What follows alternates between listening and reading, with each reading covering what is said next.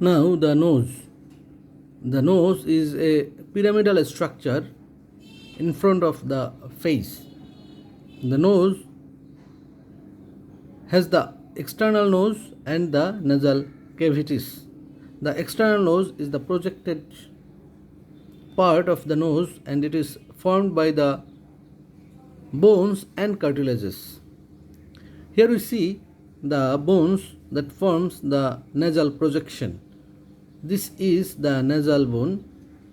Two nasal bones unite here to form the nasal bridge. This external nose has some features. This is the root of the nose. This is the apex or tip of the nose. And this part is known as the nasal bridge or dorsum of the nose. This dorsum or nasal bridge is formed by the two nasal bones, and here we see the cartilages. Here is the upper lateral cartilage, two upper lateral cartilages, and in between there is the septal cartilage, and in the lower part this is the lower lateral cartilage. This is the cartilaginous framework. Here is the nasal bone. This nasal bone is supported by the frontal process of the maxilla. This is the frontal process of maxilla. So this is the bony framework of the nose. Here we see the nasal cavity. This is one nasal cavity. This is another nasal cavity. Nasal cavities are separated by median nasal septum.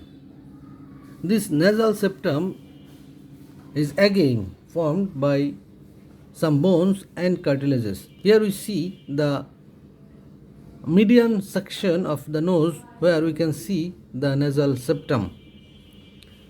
This part of the nasal septum is formed by the perpendicular plate of ethmoid bone.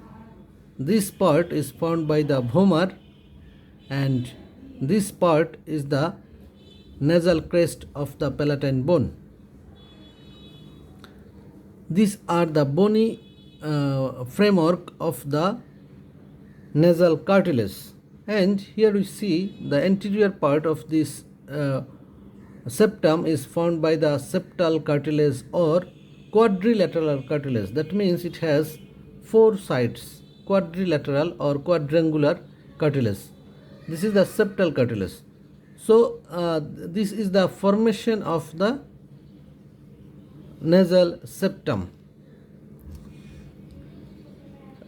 and the lateral wall of the nose has some interesting features. In the lateral side,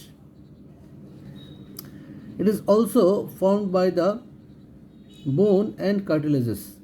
In this part, we see the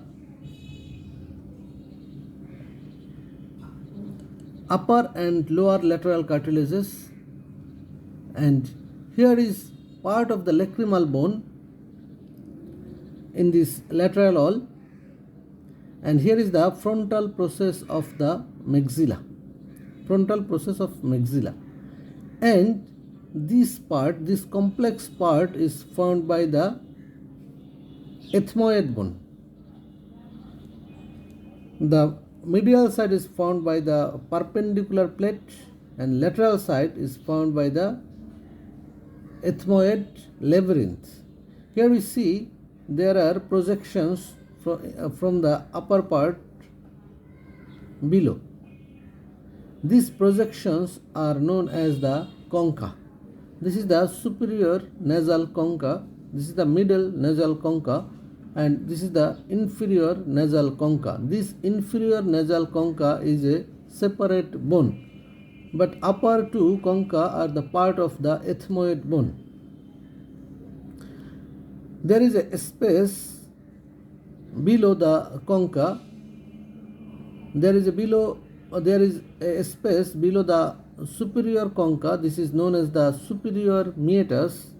There is a space below the middle concha. This is the middle meatus, and there is the space below the inferior meatus. This is the inferior concha. This is the inferior meatus. So there are 3 meatus in this lateral wall.